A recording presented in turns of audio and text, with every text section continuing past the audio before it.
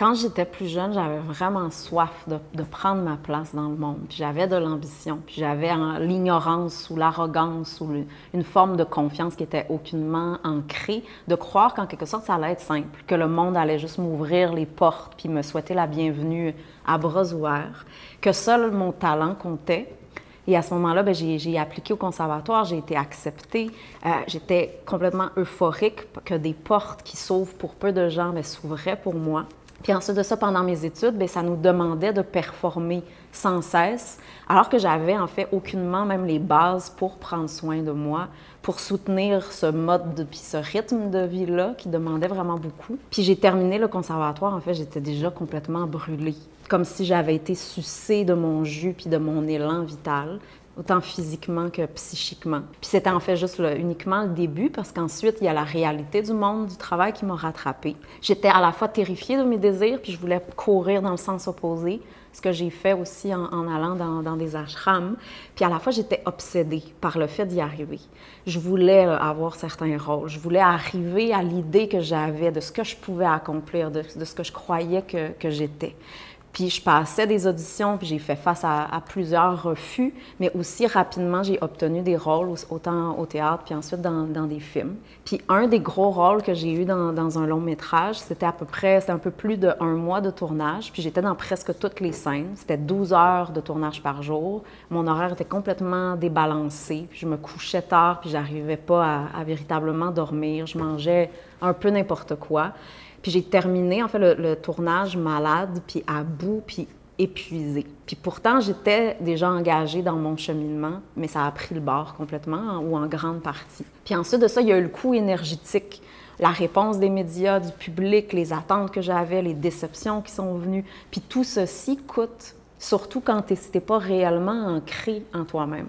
Puis la vérité, c'est que ça m'a pris plusieurs années simplement pour m'en remettre, du prix à payer de ce que j'avais fait avec mon énergie, avec mon corps, pour atteindre ce petit succès que j'ai eu, qui finalement a été une déception parce que c'était pas l'idée que j'avais, puis parce que j'y allais en fait à reculons. J'imagine même pas ce que ça aurait été si j'étais allée plus loin, puis si j'étais allée all the way, parce que je courais après quelque chose qui était externe sans avoir aucunement les bases à l'intérieur de moi, de qu'est-ce qui opérait réellement en moi pendant le tournage, de la réalité puis du prix de ce que je devais donner de moi pour être là. Et j'ai réalisé en fait avec le temps que j'étais beaucoup trop sensible pour ceci. Puis à ce moment-là, j'ai compris aussi mieux mes choix, les choix que j'avais faits. Puis que je devais apprendre une autre façon d'atteindre le succès, en intégrité avec qui je suis, pour avoir véritablement quelque chose à donner puis offrir, puis pas être complètement à bout. Et pas me couper de mes désirs, mais plutôt les aligner. Quand on parle de succès puis de réussir, on pense justement souvent que c'est quelque chose d'arriver quelque part à tout prix.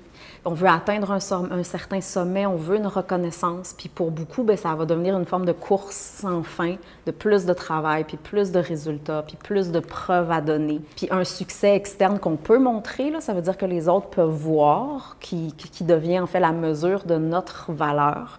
On peut le prouver, le quantifier, puis le comparer, puis enfin plus envier les autres qui ont une réussite ou un succès, puis nous-mêmes réussir. Mais ce qu'on ne dit pas, c'est que le prix à payer derrière cette course-là se transforme souvent en fait en une forme d'obsession. Derrière les reconnaissances, puis les diplômes, puis les promotions, puis même les réussites ou d'un projet plus personnel, il y a souvent une facture invisible, c'est celle de l'épuisement, puis du vide intérieur, puis de la perte de sens, puis en fait le fait que c'est totalement débalancé. Et aussi, quand on atteint un certain succès, il vient avec la peur de tout perdre du jour au lendemain, que ça ne dure pas, de ne pas rester relevant, puis d'être prisonnier, prisonnière, puis de jamais pouvoir sortir du moule ou de l'image ou de la formule qui nous a permis de se rendre à ce succès-là. Et donc, la réalité qu'on ose rarement nommer, c'est que plus souvent qu'autrement, finalement, à force de vouloir tout donner pour réussir, bien, finalement, on s'oublie. Et je pense à une femme qui a débuté son processus alors qu'elle était étudiante en médecine, puis elle avait un désir qui était réel, puis il n'était absolument pas question pour elle d'arrêter, mais c'était totalement débalancé. Son corps criait, puis elle voyait juste pas comment elle pouvait continuer à poursuivre, ce dont elle avait travaillé depuis des années pour arriver où elle était. Donc, elle avait vraiment profondément besoin d'apprendre à prendre soin d'elle en priorité, au-delà de bien manger ou des trucs externes. Elle avait besoin, pour même arriver, de pouvoir soutenir la hauteur des ambitions qu'elle avait. Puis je connais intimement cette réalité-là, comme j'ai partagé plus haut comme actrice, même quand j'avais finalement ce que je voulais ou ce que je croyais vouloir ou ce que je croyais qui allait m'amener, me rendre heureuse, bien finalement, j'étais déchirée, puis même encore plus. Puis je me sentais loin de moi-même. Je sentais que je me compromettais, que je compromettais ce que je sentais véritablement. Puis la vérité, c'est que je voulais pas vraiment être là. À part au début, où là, il y avait comme un peu une euphorie, je voulais pas être là, puis je sentais que je devais toujours cacher quelque chose. Et donc, le succès me donnait un titre, puis une place en société, puis une forme de visibilité, mais il m'éloignait aussi de ma vérité. Et c'est là que j'ai compris que réussir peut coûter cher. Autant, sinon plus, ou en fait différemment, que le fait d'échouer. Mais qu'il était possible aussi d'atteindre un succès, puis ses objectifs autrement, sans se perdre de vue. On parle souvent du burn-out comme d'un simple épuisement professionnel, mais ça n'arrive pas seulement parce qu'on a trop travaillé ou qu'on s'est épuisé, mais plutôt parce que pendant trop longtemps, on a avancé contre soi. Quand l'énergie qui nous pousse vers l'avant vient plus finalement d'une blessure ou d'un besoin de se prouver ou d'un manque qui est souvent intergénérationnel, donc qui pousse fort, que d'un véritable élan ou d'un véritable désir. Donc, on va courir, puis on va performer, mais à l'intérieur, finalement, ça se vide. Puis le corps se contracte, puis de là, le système nerveux devient surstimulé, puis la digestion en est affectée, incluant le sommeil. Et plus on pousse, bien, finalement, plus le corps y crie, jusqu'à ce qu'à un moment donné, il n'y ait plus d'énergie du tout, on est complètement à plat, ou il y a une maladie physique soudaine qui apparaît, ou on reçoit un diagnostic qui nous tombe sur la tête. Et ce prix-là, il n'est pas que physique, il va toucher aussi, bien entendu, nos émotions, l'anxiété, la perte de joie, la dépression, l'impression de ne plus ressentir grand-chose, le besoin de s'étourdir, là, de faire la fête ou de passer des heures et des heures devant l'écran, même si on est fatigué, pour plus se sentir. Et il va toucher aussi aux relations, une absence de présence puis de connexion avec nos proches, un isolement, des tensions, frustrations, et aussi va affecter aussi les dimensions plus spirituelles, ça veut dire ce sentiment-là profond de se trahir soi-même, puis d'avoir perdu le sens, puis d'être passé à côté. Et on finit par se dire, OK, j'ai réussi jusqu'à un certain niveau, mais pourquoi à ce moment-là je me sens aussi vide, puis aussi seule? Et c'est là qu'on doit faire une distinction qui est importante, celle entre l'ambition et l'obsession. L'ambition, quand c'est aligné, en fait, c'est une force de vie. Il n'y a absolument rien de mal avec ceci. C'est un désir qui va pousser à se dépasser, à créer, à contribuer, à amener de nous. Ça va nous nourrir, ça va ouvrir, ça va nous faire grandir. Puis ça découle, en fait, de l'intégration de qui on est.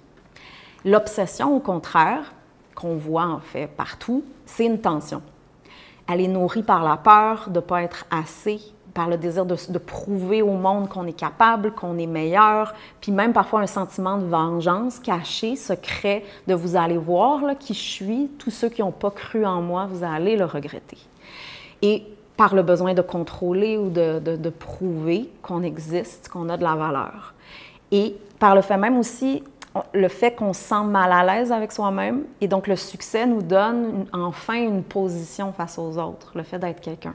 Donc, quand l'ambition se transforme en obsession, puis dans cette inflammation-là, mais elle devient destructrice. Et on ne poursuit plus un élan, mais on fuit un vide, ou on essaie de remplir ce vide-là. Mais un jour ou l'autre, le vide va nous rattraper, puis souvent sous forme de burn-out ou de toute autre forme de symptômes qui peut arriver dans notre vie. Et quand le succès vient compenser, par exemple, le fait que la petite fille là, ou que le petit garçon à l'intérieur de soi veut être vu, puis aimer, puis être reconnu, mais c'est extrêmement tentant que du jour au lendemain, être quelqu'un aux yeux du monde, peu importe le domaine, petit ou grand. Donc, ça va venir apaiser momentanément le mal-être qu'on peut sentir ou avoir, le fait de ne pas savoir qui on est, de ne pas véritablement s'aimer ou de reconnaître notre valeur. Et je me souviens, en fait, quand je disais aux gens que j'étais actrice, des gens que je connaissais pas, que je croisais, ou leurs yeux s'illuminaient devant moi instantanément. Puis tout d'un coup, bien, j'avais de la valeur, puis j'avais leur attention. J'étais quelqu'un de spécial, d'unique. Donc, la jeune femme que j'étais, là, sensible, un peu awkward, mal à l'aise, bien, sans direction claire, bien, avait enfin une protection, puis un masque, puis une identité. Et quand je disais que j'ai joué dans tel film avec so and so, bien là, that's it, c'était même si la personne n'avait aucune idée de qui j'étais réellement, mais j'étais quelqu'un pour eux. Donc, c'est vraiment tentant quand tu ne sais pas encore qui tu es. Et aujourd'hui, les jeunes, puis aussi les moins jeunes, vivent ceci là, avec toute l'attention ou la non-attention qu'on peut recevoir d'un coup, là, instantanément avec les médias sociaux. Ça va venir compenser, en fait, quelque chose de beaucoup plus profond, mais qui fait mal avec le temps.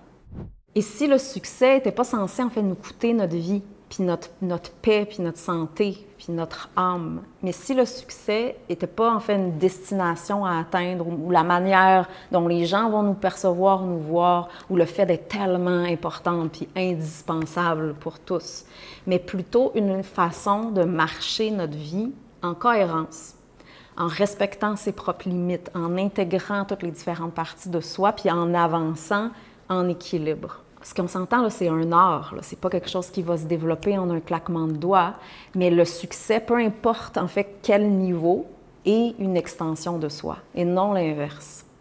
Puis ça, c'est frustrant au départ parce que le travail interne, ce processus-là interne, c'est invisible. Il n'y a personne qui le voit. On ne peut pas le quantifier, à part ceux qui ont des yeux pour le voir.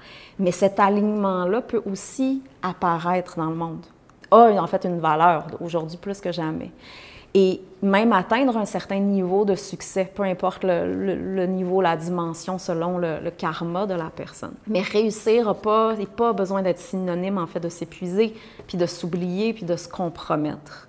Ça peut, en fait, c'est un chemin qui est vivant, où l'ambition devient une force saine au service de ce qui est vraiment juste pour nous.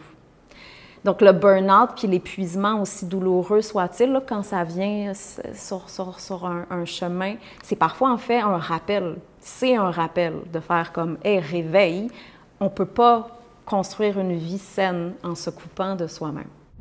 Donc, si vous vous reconnaissez dans ce parcours-là, peut-être que votre corps vous envoie plein de signaux de fatigue, de tension, de perte d'élan ou de motivation. Vous sentez ce sentiment de vide, d'angoisse ou de peur de ne pas y arriver. Plutôt que de voir ceci comme un échec, vous pouvez choisir plutôt de les écouter comme une invitation. De prendre juste un moment pour vous ressentir, vous déposer, puis juste prendre une inspiration, expirer. Et à ce moment-là, bien, sentir c'est qu'est-ce qui vit à l'intérieur. Puis vous demander, est-ce que ce que je poursuis, là, est-ce que ça me nourrit ou au contraire, ça me vide puis ça me draine? Parce qu'au fond, le véritable succès, c'est pas de tout accomplir au prix de soi-même. C'est de rester puis de développer, de rester entière, puis alignée, puis vivante, tout en avançant vers ce qui compte vraiment. Et ça s'apprend, ça se développe. D'ailleurs, c'est le sujet, en fait, qu'on va plonger à l'intérieur dans mon prochain workshop, atelier, le fait de réussir, comment réussir sans se brûler. Donc, si ça vous parle, si ça vous rejoint, bien, n'hésitez pas à aller regarder les détails, cliquez sur le lien en description pour voir les infos, les prochaines dates. Ça va me faire vraiment plaisir de vous accompagner vers ce voyage-là, vers vous-même, de prendre soin de vous dans le sens véritable du terme, puis d'avancer vers un accomplissement qui est plus simple, qui est plus intégré, qui est plus honnête aussi avec qui vous êtes et plus vibrant. Donc, si c'est le cas, n'hésitez pas à me contacter, ça va me faire grand plaisir.